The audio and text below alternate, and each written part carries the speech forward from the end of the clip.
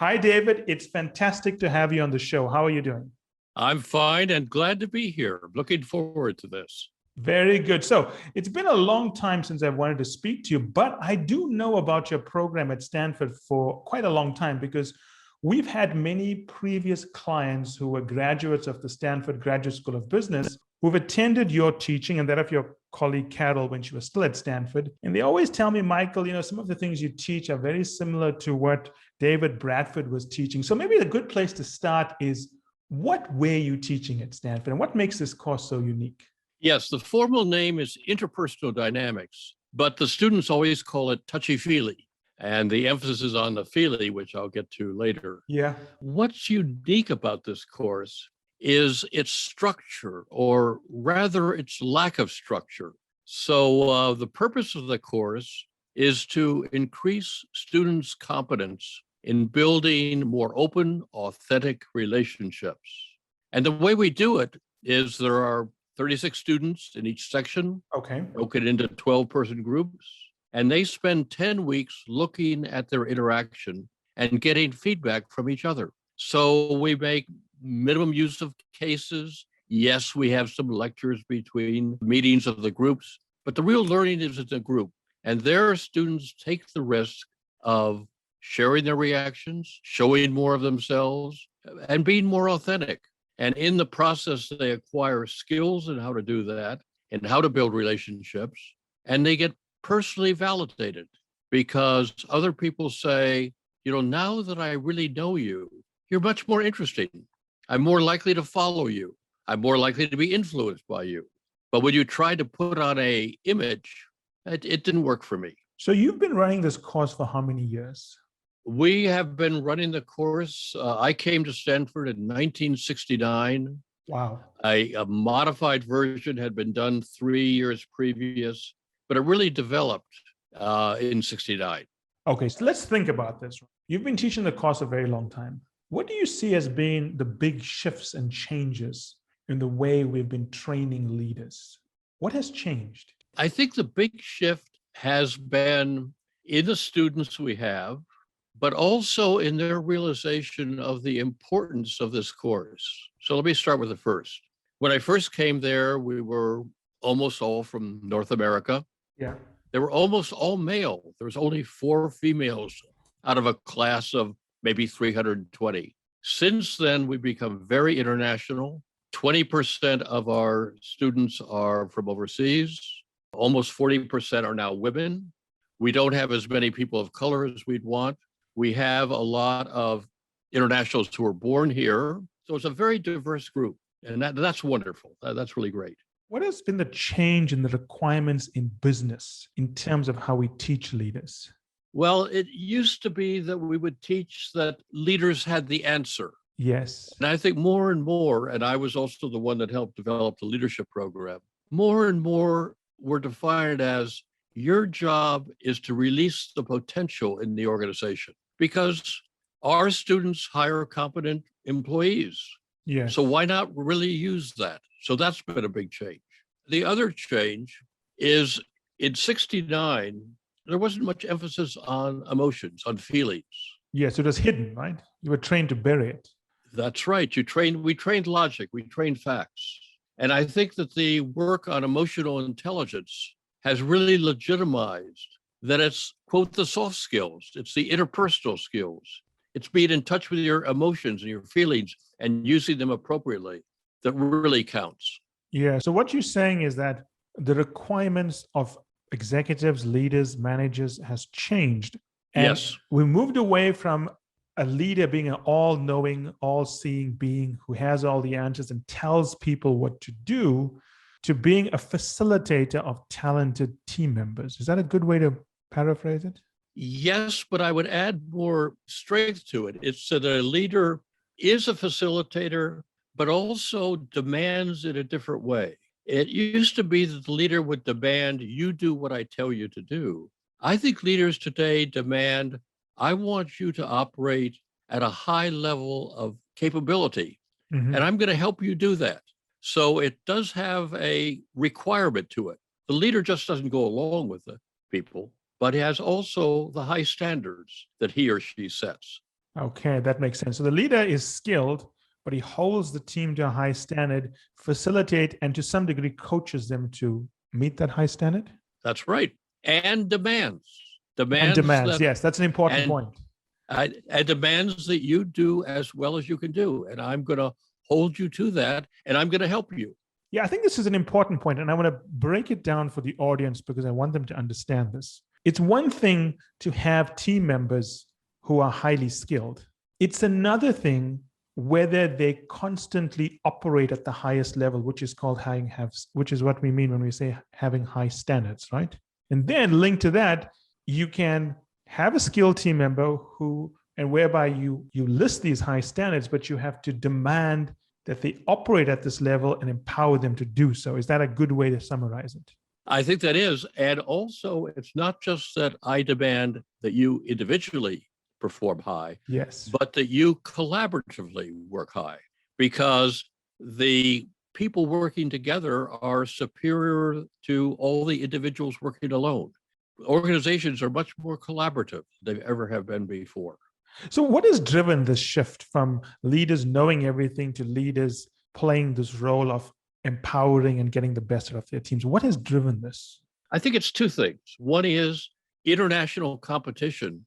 Oh, I'm glad you said that. Has increased the quality, the demands. Mm-hmm. You know, let's take the automobile industry. It used to be in the US, if the car had enough fins, it would sell. I remember when I first bought a car, you would always take it back to the dealer 6 or 7 times to fix it. People don't tolerate that anymore. They want high quality because they could get it elsewhere. And that's what happened with American automobiles. Japan really forced us to increase our quality. So that's one dimension. The other dimension is work itself has become incredibly complex. Yes. I remember talking to one CEO in Silicon Valley, and he said, I don't fully understand my product. It's too complicated. Yes. I have to rely on the team to understand the product. So if it's that complex, you just can't expect the leader to know everything. It's an onerous task. That makes a lot of sense. Let's work with both of these concepts separately because I think they're very important. I'm going to phrase this deliberately in a bit of a controversial way just to make a point because I want to unpack it, okay? Okay. Is it fair to some degree that leaders are embracing all these concepts of, as you call it, touchy-feely and so on, not because they really care about employees, but because they have to do this to keep up with competitors? They have no choice. I would agree, and those who don't. So let me tell a story if I can. Yes, so I was consulting to a company in the Silicon Valley. It was led by an Israeli general, and he thought he had all the answers, and he drove the company into bankruptcy. Yes. And his direct reports complained, you don't listen to us. We can't disagree with you. And he said, I'm the one that knows. That's sad, but that's the old way. And what happened after that? The company folded. And what happened to the leader, the general? Did he learn his lesson? No. So this is interesting, right? Because what we're seeing here is that I'm going to take an American-centric viewpoint just because we're both in the United States, but it's almost as if American companies have tried deploying various tools and weapons, if you want to call it in inverted commas, to take on foreign competition. But it seems that now they're realizing one of the greatest tools they have is how can they get their teams to work more collaboratively to the highest standards with the right leaders in place. Is that a good way of thinking about it? Yes, I would agree with that. If more and more leaders internationally realize that, we would have less waste, less failure, less frustration. Because the trouble with the heroic leader who thinks they have to have all the answers is it's terribly frustrating to those below, because those below have knowledge, competence that's not being used. Yes. It's not as if this is, 1920 when we built organizational structures with the purpose of constraining humans and keeping them out of the way while we built these widgets, right? We work in a world whereby you have no choice but to bring out the best in your employees because you're paying them so much, you want the highest return. And it's all about productivity. Yes. I think we don't realize how much waste, human waste, there is in organization. I remember this was about 10 years ago. I heard one CEO in a high-tech company. And I asked him, I said, what percentage of your employees' ability do you think is being used? And he said, only 15%. Wow. And he said, we're trying to use more. Well, think if you had a piece of machinery that you were only using 15% of its potential. Yes. That's the sad waste. Before I get to the second point on complex products, you raise a very important question that I think all leaders are grappling with. If you build an organization where you have such smart employees, where you're empowering them to make decisions in real time, doesn't that require a much more confident leader and a much more flatter organizational structure? Yes, you certainly often don't need all of the levels, but you'll never get away from the hierarchy. Sure. What you want to do is you want to have as few levels, and you want to have the psychological gap between each level be as narrow as possible. Explain psychological gap. That's a term I've not heard very often. The notion of, we refer to it as the power gap between a person who's a manager and an employee. And there could be quite a large gap where the leader says, when I say jump, you're supposed to say how high, and that's all you're supposed to say. Yes. You're not supposed to question me. You're not supposed to initiate. And then you have relatively narrow gaps. And when you have narrow gaps, better things happen. There's a lot of research to support this. In one of our books, we summarized it, that when there's a large power gap, the leader doesn't listen to the person below, Yes. doesn't value them, and the person below being ignored withdraws or sabotages, which just reinforces the leader's belief, I can't trust you.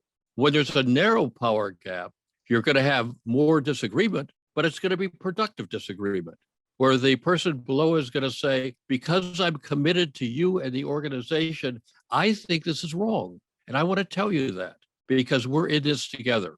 It's a sense of being in it together that you really want to build. Yes, that makes sense. So switching gears to the complexity of products, it seems like products we were making in 1970 were fairly complex as well. When we were building cars in America, those were not easy to make. So when you say product complexity, what is more complex about our products or services that requires this change in the way we manage employees? Well, let's go back 40 years, 50 years, the automobile industry, and where they too often went by the hierarchy. So engineering would develop something and throw it over the wall to production. Yes. Production would try to build it and throw it over the wall to marketing. And marketing would try and advertise it and throw it over the wall to sales. And what they learned relatively quickly, that didn't work because sales had information about what the customer wanted. And production could give some suggestions that if you engineered it in a different way. So now you have more cross-functional team development. So that's an example of something, a car, which is, a car has more computer bits than anything else, has to use the various knowledge that is in the organization. So before you continue, David, I want to ask you a question. You said that R&D threw it to design threw it to manufacturing, they threw it to marketing, and they found it didn't work. So it worked up till a certain point. Why did it stop working? What have you seen are the reasons that it stopped working? We've been just talking about cars, but this could apply to almost any product. Sure. When I was first driving, I didn't have many choices. They were all American cars. Yes. They were all as deficient as the next one. Yes. As I said, I'd often have to take it back to the dealer to repair it 4 or 5 times. Yes. I didn't have much choice. Then I bought my first international car. What did you get? Well, I got a Volvo station wagon because we had children then. Yeah, okay. And boy, it worked really well and I didn't have to take it back. And I think I bought Toyotas ever since because it is so complex and so high quality that I won't tolerate a bad car anymore. Mm-hmm. I have choices. Yes. And the international market gives me those choices on a whole variety of products. Okay, that's interesting because again, we circle back to this point that competition has become so intense over time. And we started seeing this in the 60s and 70s when the Germans started coming, when the Japanese started coming. But it seems to me that because of intense competition, we're finding new ways to get the best out of employees, right? Yes. Okay, so now whenever I read about many books and courses from Stanford, all the good schools about how to get the best out of employees on touchy-feely subjects, They treat it as almost as if it's something that's nice to do, as opposed to you have to do it to compete, and there's a clear business case to it. Why has the profession stayed away from sort of the numbers and the productivity argument? Because I don't see much of that when we talk about these subjects. Yes, and that's sad. And I think part of it comes back to a conceptual dilemma that too often courses like I help develop and other courses like it say we ought to do it because it increases morale. We ought to do it because it's a nice thing to do. And the trouble is we then focus on being nice to people. Well, I want to be nice to people, but we really should stress you want to do this because if you have empowered and high initiative employees, you'll perform better. And unfortunately, we tend to emphasize the good morale aspects and not as much the productivity. But I think there is evidence, and I've seen some of the evidence, that productivity goes up, turnover goes down, quality goes up when you tap into it, because workers want to be productive. Yes. I mean, they do not want to slough off. Yeah, but everyone wants to be rewarded and earn their way in the world and feel respected. Yes, and there's some interesting research about this. When you ask employees in their prime, say from where they start off and up until they get close to retirement, what is it you most value from a job? What's interesting is number one is good coworkers. Yeah. And if you've ever worked at a place, and I have, where the culture is poisonous, it is truly a horrible place to work. That's number one. Number two is an exciting job where I could learn, which demands me. Yes. No, it's an exciting job. Number three is a chance to learn. And a four is having autonomy, having freedom. And number five is salary. And we tend to think that with workers, salary is first. It's not first, it's fifth. Yes. I feel so optimistic about the future. It used to be, when you think about work was in many ways horrible. If you were working in a steel plant, if you were laying railroad tracks, it was onerous, it was backbreaking, it was dangerous. Work now is complex, is exciting. My son is a senior engineer at Microsoft, and what he's excited about is the new challenge that comes in. So now it turns out that what workers really want is what the organization needs. And now we could have not management versus workers, but we really have the potential of collaboration if leaders realize that. And I think the problem is more leadership than anything else. Yes, well said. I remember when I used to be a strategy partner and I used to work in the resources sector. We worked for a mining company, and we found that they consistently had a lower labor cost than any of their competitors across any of their facilities worldwide, but they had a higher total factor productivity. So the amount of earnings they were generating per an employee was always consistently higher. And when you spoke to the employees about, why were they able to work so well and produce so much, even though they were being paid less than other employees, other competitor labor force, what we found is that they liked working for this company because it treated them well, it gave them challenging roles, it treated them like adults, and they were willing to take a lower salary to be part of that organization. So one of the things we forget is that if you treat employees well, you can actually lower your labor costs, right? Right. You cut down on turnover, which is terribly expensive. I think we need to reconceptualize. When we say, what do you pay them? We think of money or benefits. Yes. We ought to say, do you pay them in challenging jobs? Yes. Do you pay them in autonomy? Do you pay them in training and further increasing their competence? Those all should be seen as payments. Yes. We should also think of them in terms of the lifetime value of the employees, not just the cost, it's the value they create, right? Mm-hmm. And it's all about having these skills you talk about and being able to bring it to the labor force. So, I know you wrote this book with Carol called Connect. I mean, you should change the name of the book to "You Must Do This or Your Company Will Die," I think. That'll be a much more catchy phrase for your course at Stanford and your book, David. So sticking with this idea of productivity and so on, right? So you've been teaching this course to, I'm guessing, students at the graduate level, but also executives as well, with about 20, 30 years experience. Correct. Now, in terms of having this very unique view of how executives think in China and Saudi Arabia and all over the world, do you think that there are some parts of the world that are more amenable to using these principles and are better at applying them? In other words, are there some good examples where people and companies are applying these principles? I think one of the major barriers is the attitude of what a leader should do.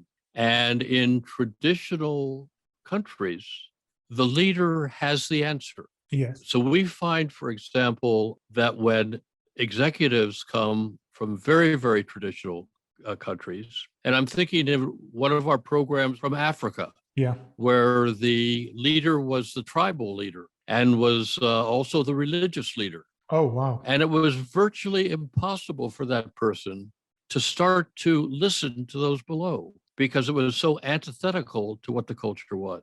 Yes. Now, I think the world is changing very, very fast. Europe used to be quite conservative. It's much less so now. I've done work in Israel, and they're learning how to listen below, partially because those below won't keep quiet. Yes. I've been struck when I've talked to our Indian students that they're saying, yes, things are changing there. So I went to another story. I was leading a student group to China. We were looking at entrepreneurial companies. Yes. And as part of it, we visited some of the state companies, state-run. Mm-hmm. And the state-run, I'll never forget. The CEO came in a dark suit, followed by his assistants in a dark suit. Only he talked when he talked to our students. Yes. And then we went to the computer companies in China, and the CEO came in jeans. And I said to the students, we could be in Silicon Valley. So there is a traditional country driven by Confucius thinking that in certain industries, they are realizing it and doing very, very well. So in other words, we can't stereotype a country. It depends on the sector, it depends on the region where these principles can be easily applied, right?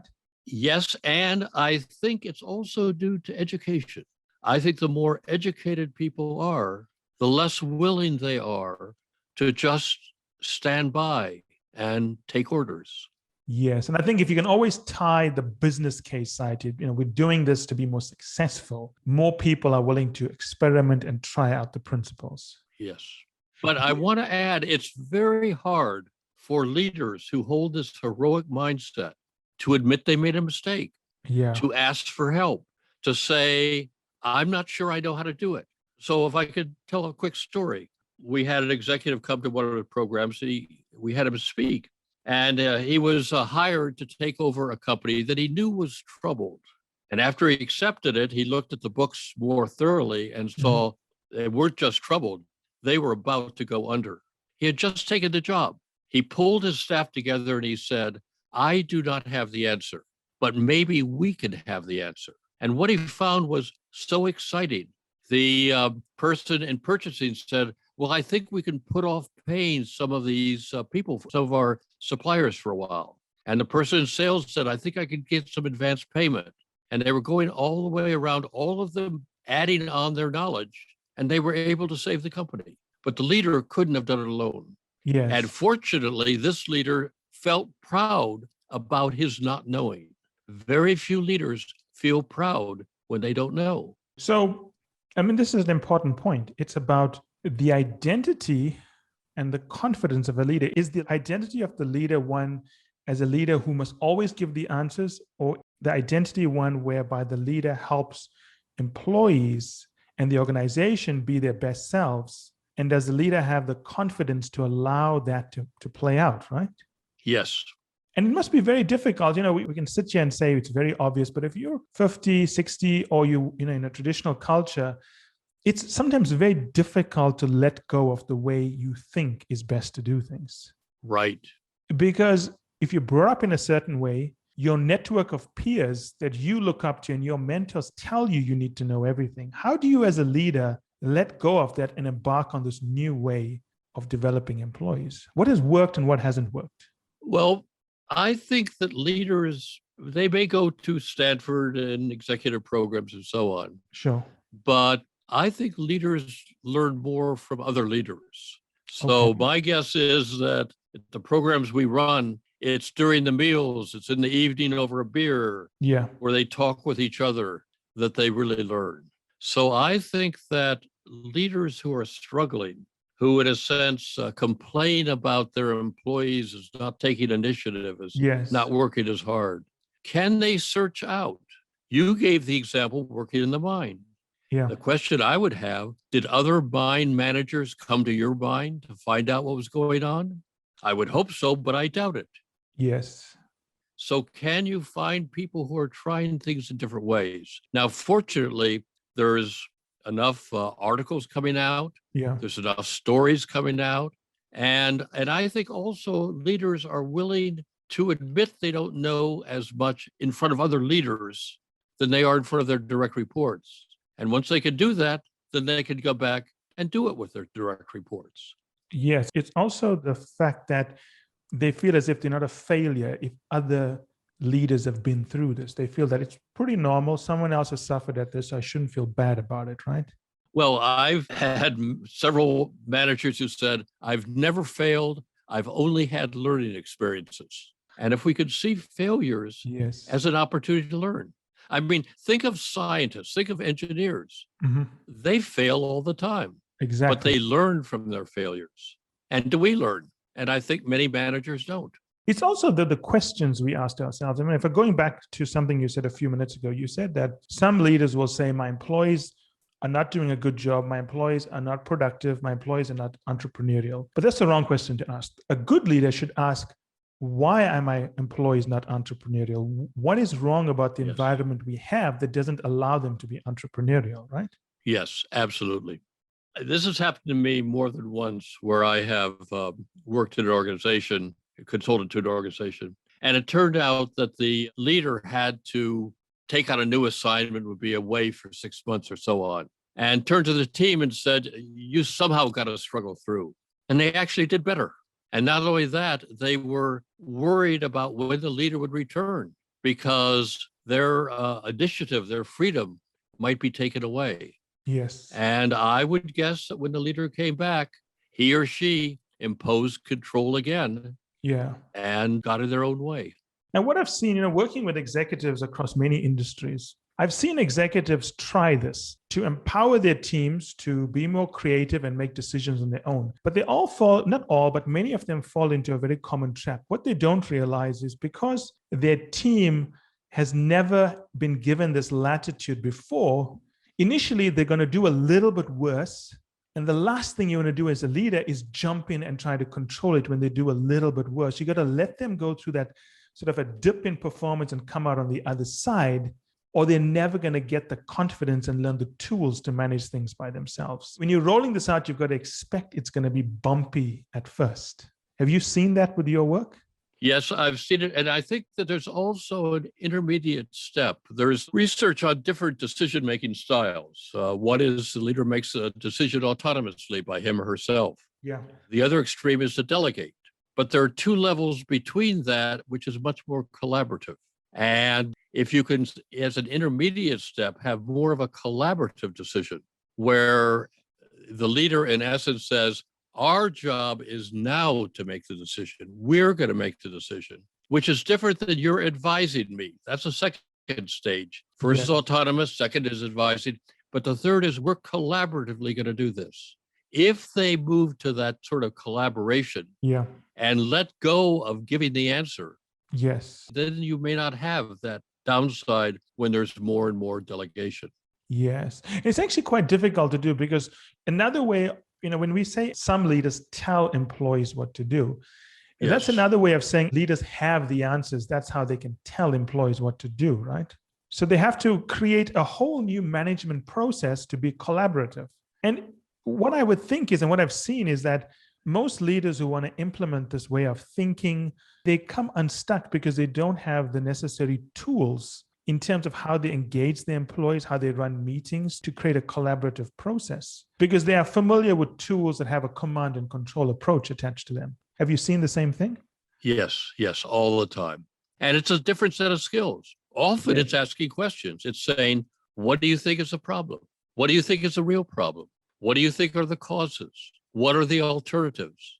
And leaders so quickly want to jump in and say, this is the problem, this is the cause, and here's how to solve it. And in doing so, they're using their competence, but they're emasculating their direct reports and not using their competence. Yes, it's about when you first start this process, right? When you first start the process, it's how do you get employees comfortable knowing that they're not going to be cut off at the knees if they start speaking, because that's what's happened to them before, right?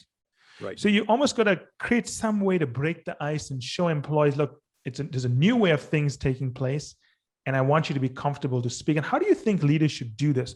Those who want to start applying these principles. So imagine they come in on a Monday morning, 8 a.m. They have the first meeting with their line of direct reports, and they want to start being collaborative. What can they do?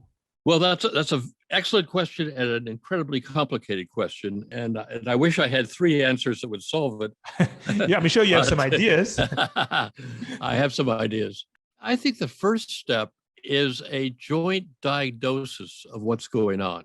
Yes. And if the leader really wants to do it, see, what I've been implying with some of my previous comments is in some cases, many cases, the leader is the problem. Although the leader blames the direct report. So if the leader really wants to build a more open culture, maybe that person needs to get some information, to get some feedback. Yes. So one of the ways to do it would be to start to ask, and there are different ways to do this, what am I doing that is helpful? And what am I doing that is less than fully helpful? The leader could also say, here's where I'd like to go, but I've got some concerns. Will you come through? Will you try and cover for each other? And how are you going to speak to my concerns? So again, it's throwing the problem back to the direct reports to say, what do I need to do? What do we need to do? What are you going to do to speak to my concerns? And that, by its very nature, signals, I don't have the answer. We have the answer. Now, that doesn't mean that the leader has to accept all the ideas. Yes. But the leader could say, I have trouble with that.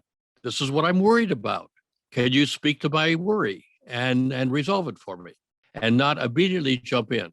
But the tendency is to hold onto the reins so tightly that it's hard for leaders to do this. So it's almost as if it's a process of giving the accountability for the problem to the whole team to define the problem, as opposed to the leader setting up the framework for the problem and the boundaries and saying, you fix this. This is not a 1 day, 1 week, 1 month process. Yes. But it can move relatively quickly if the leader is committed. It's also often helpful to have a coach or a consultant to the team. Yeah. Because as you say, the direct reports they've been conned before. They've had previous leaders who say, oh, I want you to be open. And then they get killed. The messenger gets killed for the message. Oh, I want to collaborate, but I'm going to tell you what to do. So employees are gun shy, and they're going to need to be confronted about, why are you holding back? Yes. Why don't you try something new? Yeah, because I remember I used to be a strategy partner for a very long time. But for one particular engagement, the CEO asked me to manage the implementation of the recommendations, which, as you know, is very different from coming up with the strategy, right? And the one thing I noticed is that when I used to go and speak to the senior executives, I would tell them something, and it was very rational. But I had to go back and see them at least 7 times to tell them the same thing until they trusted me. It's a trust issue. It's not about whether what I'm saying makes sense, because they are very afraid to follow my recommendation because they don't know if the CEO has agreed to this, and they don't know what will happen to their career if they go ahead with it. So, we always talk about rational thinking, but a lot of times it's just a function of trust. And in this example, does the subordinates of the leader trust the leader not to punish them if they speak up, right? I think that's important. And one of the things we know is trust is strengthened when it is broken and then corrected. That's what's interesting. Let's say that you, with your team, want to build a much more collaborative culture. Yes. And you say, when you think I make a mistake, I want you to call me on it. And 2 days later, the direct report says something to you and you snap at that person. Yeah. And the team goes quiet. Hopefully you realize what you've done. Could you then say, I'm sorry for what I did. I made a mistake. I contradicted myself. I'm human. I make mistakes. I will try not to do it again, but I might, and I need you to call me on it. That is a sort of behavior that goes beyond the initial statement of, well, let's just be collaborative, because words are cheap. It's this action of admitting that I made a mistake that can build the trust. There's a deeper insight here, building on what you've so well explained, David, is that we want team members to make mistakes, which creates moments to develop trust, right? And to learn from. So could the leader say, here's a hot button for me. Here's where I tend to stop thinking and just act. Yes. I need to look at that, and I need you to help me. You see, if leaders could say, I want to help you, I want you to help each other, and I want you to help me. That's the sort of learning environment that today's organizations need. And coming back to the course, people learn how to ask for help and how to give help in a way that really is useful. It's a real skill to ask for help and to give help. It's not easy. Yes, because it's not just about that conversation, because you can learn all the right things to say in a conversation in 1 hour, but if you don't live that value system when you leave that room, you'll lose the trust anyway, right? That's right. Unless somebody confronts you. And you can course correct. And correct it. So I think this is important for the listeners. It's not about knowing what to ask. You must be that person who wants to be truly collaborative. Otherwise, your actions at some point will contradict what you are saying. And unless you can be called out and genuinely change, eventually your accumulated actions will show people you are not sincere about this. That's correct. Okay, now I want to change gears a little bit, right? I think we can all agree we live in a world where today a lot of companies, I think maybe the majority of companies, seem to be very attuned to diversity, inclusion, caring about employees, and so on. So it's maybe an unfair question, David, but I'm going to ask your views on it anyway. Do you think enough companies are doing it because it's the right thing to say and do? Or do they really understand this can give them a serious competitive advantage in the market? How many companies are doing it because they have to do it, or they really understand the business case and productivity benefits of applying these principles? I think not enough. I don't have any figures. Sure. But at least I'm glad they're doing it, whatever the reason, because I think that if they do it, they will start to see the benefits. Now, we don't know what is causal, because it's a correlation, but the correlation is that the more women there are on the board of directors, the higher the performance of the organization. Now, again, we don't know what is causal, but I think that's a very interesting correlation. And you see, part of why it's better if the leaders do it for the right reason is then you will use the diversity. You just won't have people of color. You just won't have different sexual orientation. Sure. You'll have them because you say, we need different viewpoints, and you bring a different viewpoint. And therefore, that person is valued not just for their demographic characteristic, but for what they really bring. Yes. And that is what it will lead to much higher performance. And the great thing about all of this is that, over time, companies that are more diverse and practice these values, they should be doing better if they're doing it right. And the benefit and the evidence will be there, right? If the end goal of all of this is to make companies more competitive and more productive, in time, we will see that and the benefits will speak for themselves. If it is used. Yes, because many companies are not doing it correctly. They sometimes pay lip service to this.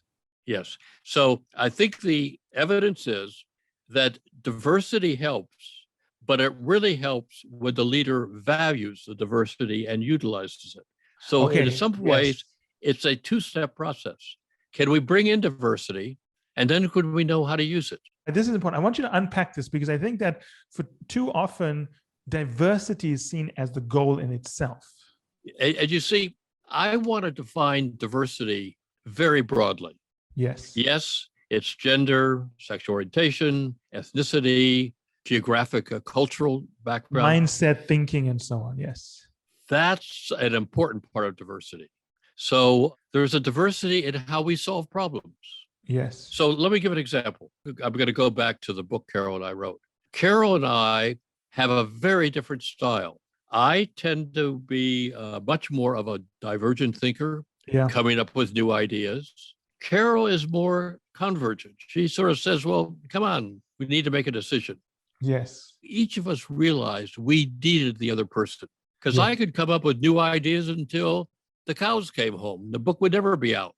And if Carol was dominant, the book would not be of the quality it is. Yes. So we valued our differences and were able to utilize it. And does the leader value that? Or does the leader only hire people who are like him or her? And then you narrow that diversity. Yes. I want to make this point very clear because I think it's an important point, David, and you gave a great example there. It's one thing to say you want diversity in thinking and you hire someone very different in thinking, but then you also have to create a system, a process to draw in their ideas, right? It's not enough just to hire someone and then say the job is done. You've got to create the process to use that diversity. I think that's true, but what I keep on coming back to, and this is why I think the course that we teach is so important. Yes. We can't put all the responsibility on the leader to do exactly the right thing. Sure. So that's a new model. That's a new heroic image of a leader. Yes. What I want to do is I want to build a system Yes. where people could speak up when they see that something is lacking. Now, the leader is crucial in building that system, but I think leadership is in many ways a systems builder. They're building a system of the appropriate culture, the appropriate norms, the Yes. appropriate behaviors, the appropriate expectations. And if you had a system in which when things are going south, going wrong, somebody will speak up. And it doesn't depend on the leader to catch it every time. Yes. But I think we're saying the same thing because what I'm saying is the role of the leader to build a system that's inclusive and allows that diverse viewpoint to be heard. But it's not necessarily the role of the leader to be actively involved in that unit or cell of the company where that diverse thinking exists. He's got to have a system. He's got to have the right culture in place. Yeah, that's true. And I want part of that culture to be that when the person of a certain diversity doesn't feel heard, he or she could speak up and say, wait a minute, you talk about diversity. Yes. I've just been cut off 3 times. What's going on here? I like that. So it's about creating the right environment.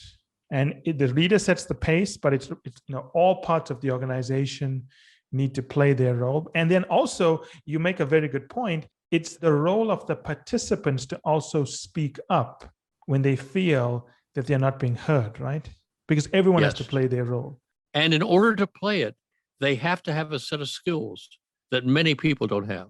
Which is what is taught in your course, basically. That's right. They have to have the skills of how could I disagree without being abrasive? Yes. How could I give feedback without attacking?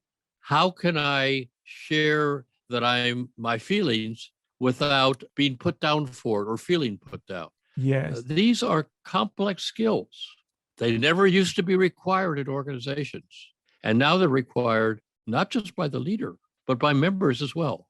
Yeah. And I think that's why research on emotional intelligence shows that's highly predictive of success.